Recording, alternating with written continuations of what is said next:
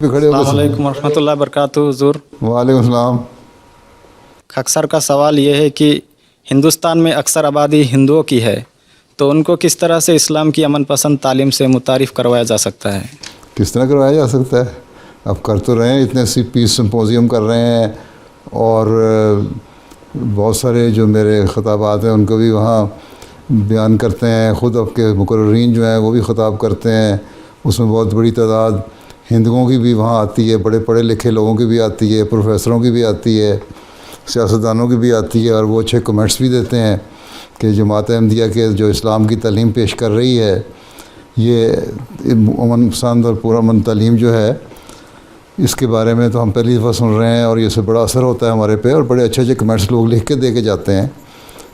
तो एक काम तो आप कर ही रहे हैं, इसको मज़ीद वसअत अब मुरब्बी का काम है कि जहाँ जहाँ मुरब्बियान हैं और आप लोग जो इनका अपना अपना माहौल है, जो वहाँ भी इसको वसअत दें, इसको फैलाएं और लोगों को बताएं कि इस्लाम की हकीकी तालीम क्या है। आपके ताल्लुक़ हिंदुओं के साथ भी होना चाहिए, सिखों के साथ भी होना चाहिए, ईसाइयों के साथ भी होना चाहिए।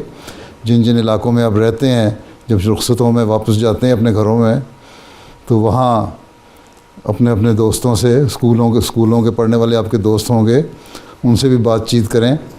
तो इस तरह अपने दायरे को वसी करते चले जाएं और जब फील्ड में चले जाएं मुबल्लिगीन बन के और मुरब्बियान बन के, तो वहाँ अपने दायरे को वसी करें और इस्लाम की पुरअमन तालीम दें। और यही तालीम है जिसका लोगों पे असर होता है और उस असर की वजह से फिर इस्लाम की तरफ वो तो जो भी करते हैं, खींचते भी हैं और उनको हकीकी इस्लाम की तालीम का पता लगता है। ठीक है, ये तो आप लोगों पर डिपेंड करता है कि कितने मेहनत से आप काम करने वाले हैं। मुझसे कि मैंने तो मवाद देना था, मैं तो दे चुका हूँ बेशुमार। अब आपका काम है उसको इस्तेमाल करना। जी हुज़ूर।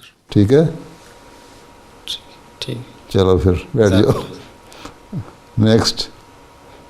अस्सलाम